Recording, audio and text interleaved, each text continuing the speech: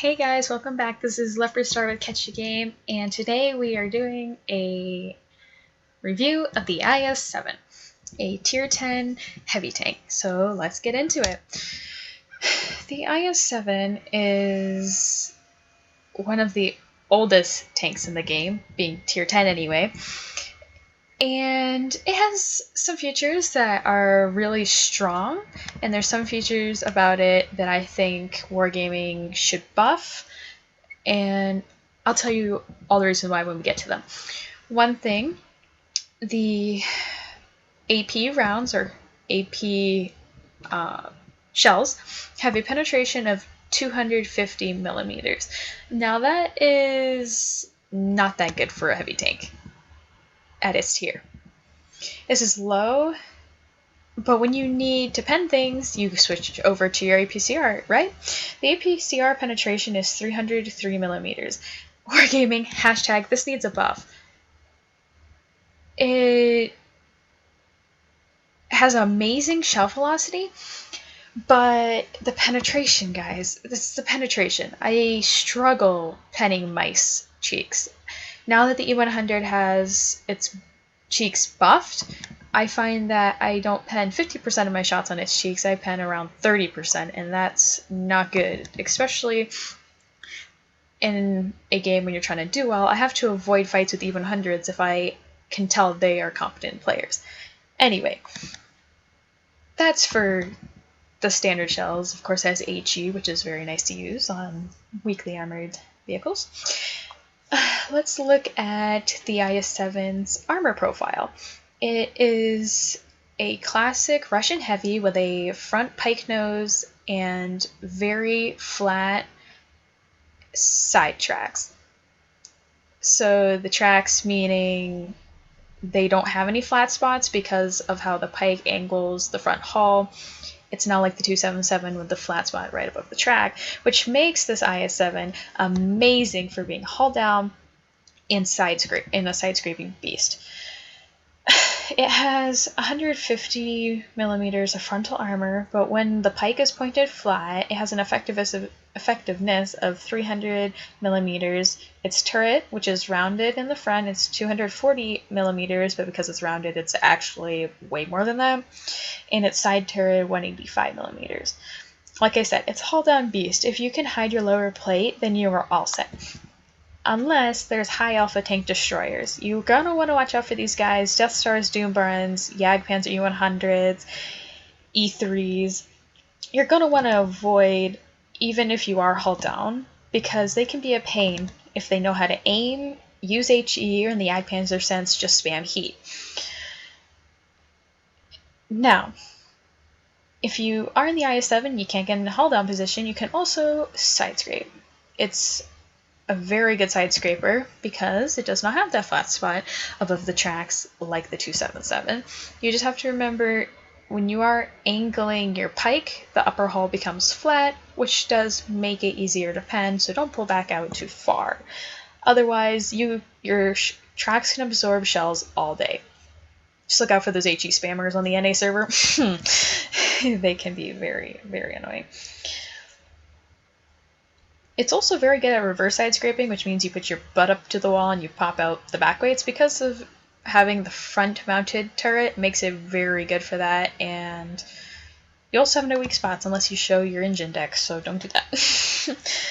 When being fired upon by a tank taller than the IS-7, the armor angles actually make your upper hull flat to the people, or tank rather, that's shooting at you, so you're gonna want to avoid conflicts with taller tanks if you're gonna face hug them.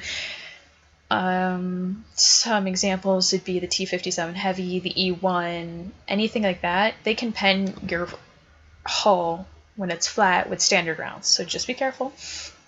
Otherwise, face hugging anything that's short like you are, you can face hug 277s, you can face hug pretty much anything else in this game, as long as it's not taller than you or has humongous HE pen. The gun handling on the IS-7, it's simple, guys. It's really simple. It's Russian. That's all there is to it. Whether Stalin says yes or Stalin says no. one of the reasons why I shoot gold all the time. When you want, like, just to hit something in the IS-7 is amazing. It's penning it because of the low standard pen. You want to be able to penetrate whatever you're hitting because you don't hit shots all that often. And if you don't hit shots all that often, then you're not going to get enough damage. And that comes back to, how am I supposed to 2-mark it? How am I supposed to 3-mark it if I'm not hitting my shots or I'm not penning my shots? Gold rounds help negate that a little bit. Equipment on the IS-7, I personally run improved vents, improved rammer, and improved optics. I like to play semi-aggressive early game, get some shots out, and get to a spot where I can farm damage and maximize it for the rest of the game. Usually I take some moving around and the map awareness to find a soft spot for damage farming, because of teams at tier 10 can be very different. Each game is very different. Like this game here that you guys are watching, I was able to work this middle section pretty easily, but there was one RD, and that was a constant threat to me. If there were 3 RD, I'm not sure if I would have wanted to play that.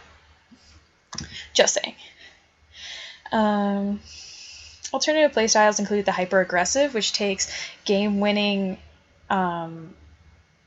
positions. They're good spots, but they're also high-risk, high-reward. If you get there uncontested, it's good, but if you have 3/4 of the enemy team YOLO you because they know you're in a good position, then you just wasted your tank for nothing. And it's not worth dying for. Also, the alternative on the other side is sitting back and playing TD IS-7. I personally have never tried this playstyle except for in the end game situations where my team is crumpling and I just need to get a couple more shots of damage before I die. But I have found that's not very successful because of pen, camo, and accuracy. So the IS-7 is not the best sniper, but if Stalin's with you 24/7, go give it a try. Crew skills, I would suggest getting from the start: 6th Sense, Snapshot, Smooth Ride, and Safe Stowage. The IS-7 gets ammo racked so easily if you do not have Safe Stowage trained to 100%. And then after those, I would get BIA, repairs. Having a full repair crew is amazing, especially when you need to play aggressively. Then I would do recon, situational awareness, anything like that. Get firefighting later. Otherwise, yeah, the IS-7 is pretty dang simple. You just play it. You do those hull down maneuvers, you do that side scraping, reverse side scraping, face hugging. It's a all around amazing tank to play, and I suggest that all you guys should try it out if you don't have it already. And if you do have it, I hope this video helped you understand it more fully.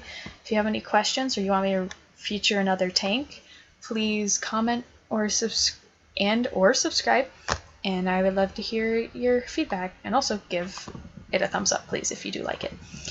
I'll catch you guys on the next game. Bye!